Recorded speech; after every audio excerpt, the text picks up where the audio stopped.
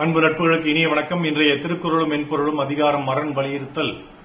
குறள் எண் 32. அறத்தினூங்கு ஆக்கமும் இல்லை, அதனை மரத்தினில் ஊங்கு இல்லை கேடு. நேர்மையான வழியில் நடப்பதை விட வேறு எதுவும் நன்மை மேன்மை தராது.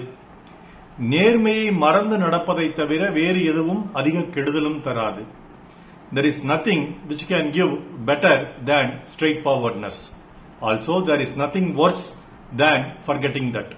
துடிப்பா, அறம்போல் நல்லது செய்வதும் அதை மறப்பது போல் தீமை தருவதும் வேறில்லை. அறம்போல் நல்லது செய்வதும் அதை மறப்பது போல் தீமை தருவதும் வேறில்லை. கவிப்பேரரசு அவர்கள் கூறியுள்ள உரை, அறம் செய்தலை விடவும் ஆக்கம் தருவது வேறொன்றுமில்லை, பொருள் இருந்தும் அதனை மறத்தலை போல் கேடு செய்வதும் இன்னொன்றில்லை அப்படின்னு சொல்றார். அறம் நமக்கு ஆக்கத்தை தரும். ஒருவன் செய்த புண்ணிய பாவம், போன ஜென்மத்து புண்ணியம், பெற்றோர்கள் செய்த புண்ணியம், அவன் செய்த புண்ணியம் என்று பல புண்ணியங்களை கணக்கில் எடுத்துக்கிறோம். அந்த புண்ணியம்ங்கிறது என்ன?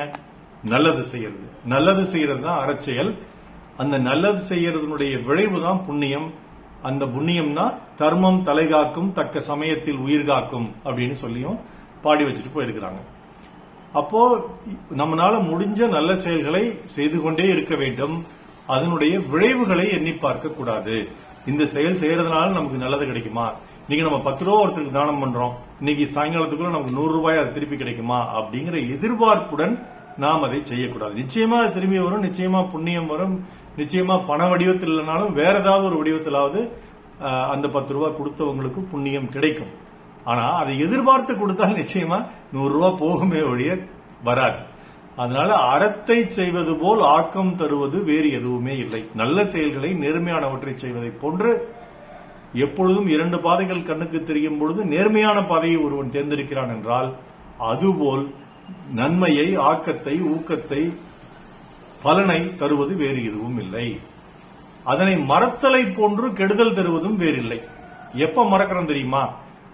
நம்ம வசதியா இல்லாதப்போ, நம்ம ஒரு துன்பத்தில் இருக்கும்போது நம்ம அறச்செயல்கள் செய்யணும், யாருக்கு எந்த கெடுதலும் பண்ணக்கூடாது, நன்மையே செய்யணும், அப்பதான் நமக்கு நன்மை விளையும் அப்படிங்கிற எண்ணத்தில் அந்த முதல் வரியை, இந்த குறளினுடைய முதல் வரியை நினைவில் வைத்துக் கொண்டு செயலாற்றுவோம். ஆனா ஓரளவுக்கு நமக்கு வசதி வந்ததுக்கு அப்புறம், ஓரளவுக்கு நமக்கு நல்ல பேர் கிடைச்சதுக்கு அப்புறம், ஓரளவுக்கு நமக்கு வாழ்க்கையில் நல்லது நடக்கும் பொழுது அறத்துக்கு புறம்பாக செய்தால்தான் என்ன? அவனை பாரு, அவன் பயங்கரமா கொள்ளையடிச்சிருக்கிறான், இருந்தாலும் அவன் நல்லா தானே இருக்கிறான். அவன் 10 பொண்டாட்டி வச்சிருக்கிறான், இருந்தாலும் நல்லா தான் இருக்கிறான். அவன் எப்பவுமே பொய் தான் பேசுறான், இருந்தாலும் நல்லா தான் இருக்கிறான். அவன் எப்பொழுதும் மொடாக்குடினா இருக்கிறான், இருந்தாலும் அவனுக்கு ஹார்ட் அட்டாக் வரலையே. இப்படி மற்றவர்களை பார்த்து விட்டு நாமும் அந்த அறத்தை மறந்து அறச்செயல்கள் செய்வதை விட்டு வேறு செயல்களை செய்வோம். மரத்துக்கு புறம்பான செயல்களை செய்ய நேரிடும். அப்படி ஒரு வேலை செய்தால் என்ன ஆகும் என்றால், அது நமக்கு கேட்டை விளைவிக்கும் அப்படின்னு திருவள்ளுவர் சொல்றார். பல நாள் திருடன் ஒரு நாள் சிலையில், 10 பொண்டாட்டி கெட்டவன் ஒரு நாள் நரகத்தில், ஊரடிச்சு உலையில போட்டவனும் பொய் பேசிட்டு திருடனும் என்னைக்காவது ஒரு நாள் அது வெளிப்பட்டே தீரும். அது அவனுக்கு கெடுதலை கொடுக்கும். அதனால் எந்த சூழ்நிலையும் நீ அறச்செயலை செய், அறத்துக்கு புறம்பான செயலை செய்யாதே, உனக்கு நன்மை விளையும், தீமை விளையாது. ஒருவேளை மாற்றி அறத்துக்கு புறம்பான செயல்களை மறந்தும் செய்தாலும் அது உனக்கு தீமையை கொடுக்கும் அப்படிங்கிறாரு வள்ளுவர் இந்த குறள்ல. இதுக்கு ஒரு பாட்டு.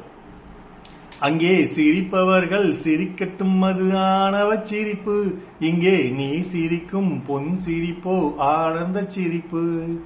நல்ல தீர்ப்பை உலகம் சொல்லும் நாள் வரும்போது, அன்று சிரிப்பது யார், அழுவது யார் தெரியும் அப்போது என்று டிஎம்எஸ் குரலில் வாலி எழுதி எம்எஸ்வி இசையில் ரிக்ஷாக்காரன் படத்தில் எம்ஜிஆர் பாடியிருப்பார். ஏன் எம்ஜிஆர் பாட்டு அதிகமா இந்த அரங்கெல்லாம் சொல்ல வேண்டியது இருக்குன்னா, திரைப்படத்தில் அறத்தை வலியுறுத்தியவர் அவர். அவர் குடிக்க மாட்டாரு, சிகரெட் பிடிக்க மாட்டாரு, பெண்களுடன் போய் பல பெண்களை போய் எதுவும் பண்ண மாட்டாரு, எந்த தீமையா லஞ்சம் வாங்க மாட்டாரு, இது எதுவுமே பண்ண மாட்டாரு. அப்படி ஒருவேளை அவர் பண்ற மாதிரி ஒரு கேரக்டர் இருந்தா அந்த கேரக்டர் டபுள் ஆக்டா இருக்கும். அப்போ ஒருத்தன் கெட்டவனா இருப்பான், அவன் அதை செய்வான். நல்ல எம்ஜிஆர் செய்யவே மாட்டார். அப்படி திரைப்படத்தில் கூட அரணை வலியுறுத்தியவர் எம்ஜிஆர் தான் அந்த பாட்டை சொல்ல வேண்டியது இருக்குது. இந்த பாட்டிலையும் பாத்தீங்கன்னா, அது ஆணவ சிரிப்பா பொன் சிரிப்பா, நீங்க அறத்தை மறந்து தீய செயல்களை செய்யும் பொழுது உங்களுக்கும் ஆணவ சிரிப்பு வரும், மற்றவர்களுக்கும் வரும். அறத்தை மறக்காமல் கடைபிடிக்கும் பொழுது அந்த சிரிப்பு புன் சிரிப்பாக, பொன் சிரிப்பாக, குழந்தை சிரிப்பாக உங்களுக்கும் மலரும், பிறருக்கும் மலரும் அப்படிங்கறத அந்த பாடல் சொல்லுது. அறத்தி நூங்கு ஆக்கமும் இல்லை, அதனை மரத்திலின் நூங்கில்லை கேடு. நாள் சிறக்க நற்றமிழ் வாழ்த்துகள். மருத்துவர் ராம செல்வரங்கம், ரிஷி நேத்ராலயா, வழியக்கிழமை, சேலம், கள்ளக்குறிச்சி, அரூர், ஈரோடு, கணதிபாளையம், நாளோடு நன்றி. டாக்டர் செல்வரங்கம் குரல் யூடியூப் சேனல் ஷேர் பண்ணுங்க, லைக் பண்ணுங்க, கமெண்ட் பண்ணுங்க, சப்ஸ்கிரைப் பண்ணுங்க. வணக்கம்.